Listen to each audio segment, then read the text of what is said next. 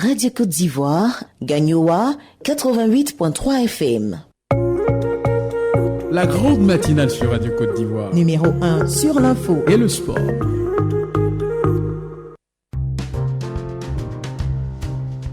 Radio Côte d'Ivoire, les sports d'ici et d'ailleurs.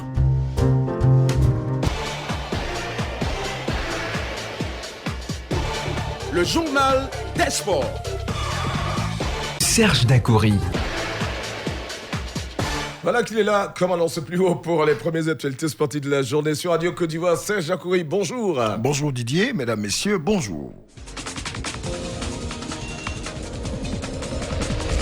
Rebonjour à tous et bienvenue du football sur le continent. Coupe d'Afrique 2022 au Cameroun. Le tirage au sort des équipes qualifiées des groupes se fera aujourd'hui du côté de Yaoundé.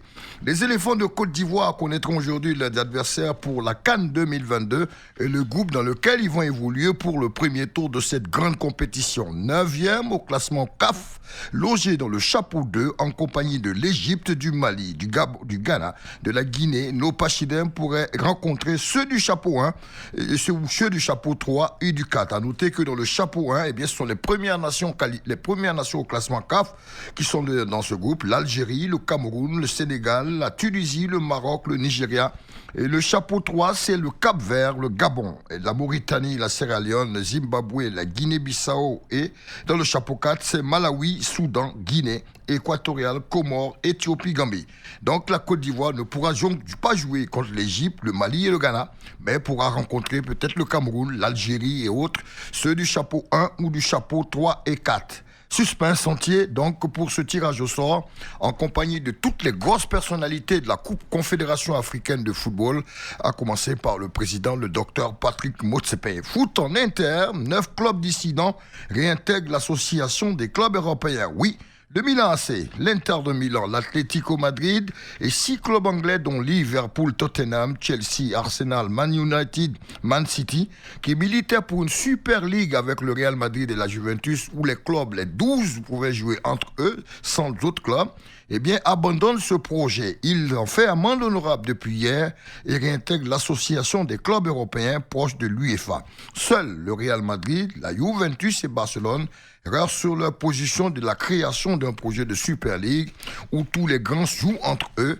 Et pour le moment, donc, il y a cet abandon des 9 clubs qui étaient pourtant partie prenante pour ce projet et qui aujourd'hui abandonnent cette initiative pour rejoindre l'UEFA.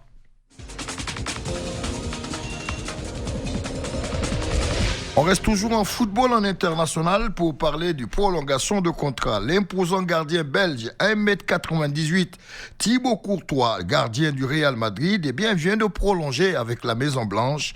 Il était arrivé de l'Atlético depuis 2018 et hier, prolongation de contrat avec la Maison Blanche, le Real Madrid, et cela jusqu'en 2026. Ce gardien belge donc est lié à la Maison Blanche encore pour 4 prochaines années. Il était arrivé chez les Merengues depuis l'année 2018. Foot en local.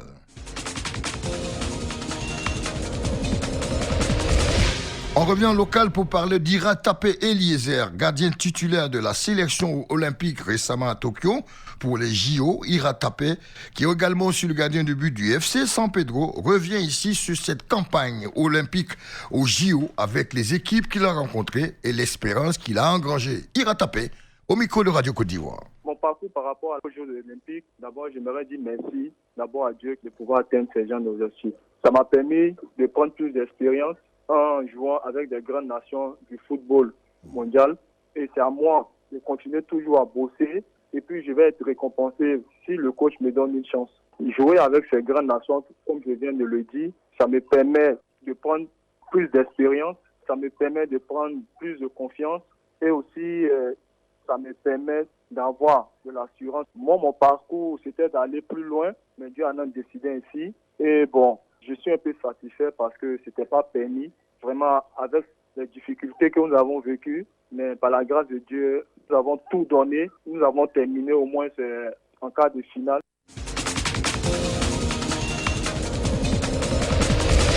Tennis en inter pour finir avec l'ATP de Toronto du côté du Canada. Eh bien, c'est le Russe Daniil Medvedev, numéro 5 mondial, qui est sorti vainqueur en finale dimanche dernier, opposé à l'Américain Relis Opeka. Eh bien, Daniil Medvedev est sorti vainqueur de cette finale en remportant en 4-7, 1-6, 6-4, 7-6, 7-5. Medvedev donc remporte ce grand tournoi où il y a eu quand même l'abandon et des forfaits déclarés pour Rafael Nadal, tout comme Novak Djokovic, numéro 1, Medvedev, sorti vainqueur. Donc, fin de ce premier journal de sport sur Radio Côte d'Ivoire.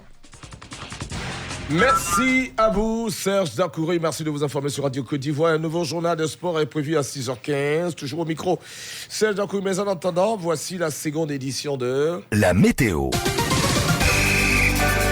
La météo.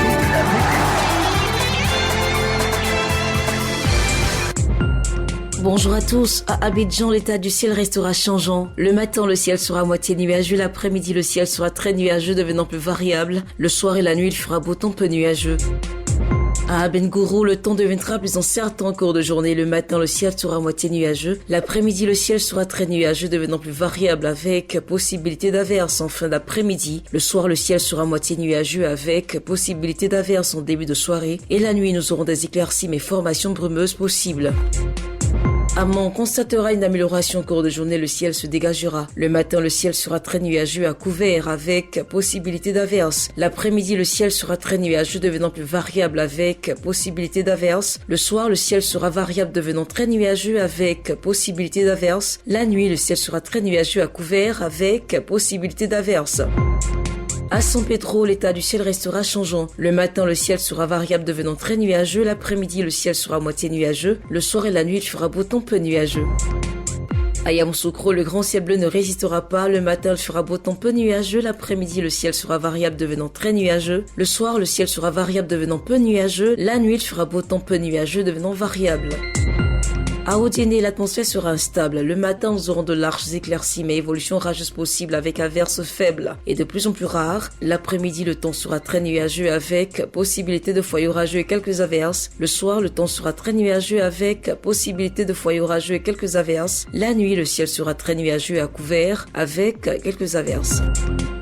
À Tiasalé, la situation se dégradera nettement. Le matin, il fera beau temps malgré quelques passages nuageux. L'après-midi, nous aurons de nombreux nuages, mais aussi quelques belles éclaircies. Le soir, le ciel sera variable, devenant peu nuageux. La nuit, il fera beau temps peu nuageux, devenant variable.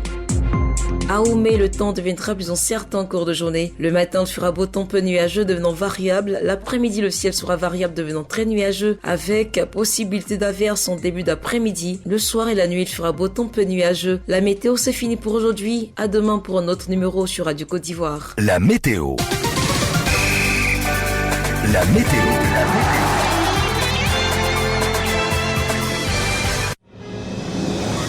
Radio Côte d'Ivoire, toujours au cœur de l'événement.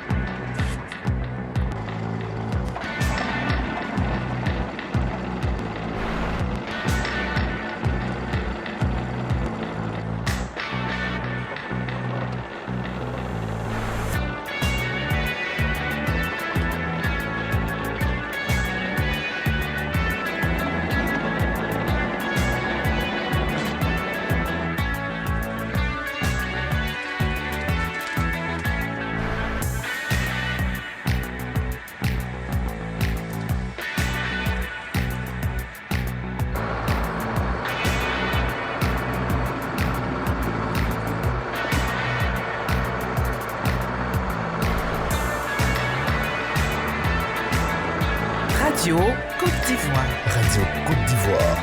5h54 à Abidjan, joli matin à toutes et à tous et que surtout le ciel nous soit clément encore aujourd'hui. Madame, Messieurs, voici ce qui arrive dans la première session d'information. Martha qui s'y présente le 6h, le journal évidemment et nous irons à la rencontre de notre invitée du jour, Madame Diarra Salimata Dembélé. Elle est une femme battante, femme dynamique, résolument engagée pour l'égalité des sexes, l'autonomisation de la femme. Elle est, nous dit-on, la première femme à briser les pesanteurs socioculturelles culturelle du pays, ce qu'il faut pour s'installer à la tête de la mutuelle des développements de Boyo, son village natal dans la région de la Bagoué. Elle a été reçue par Sir Kouassi, notre correspondant permanent à Korogo.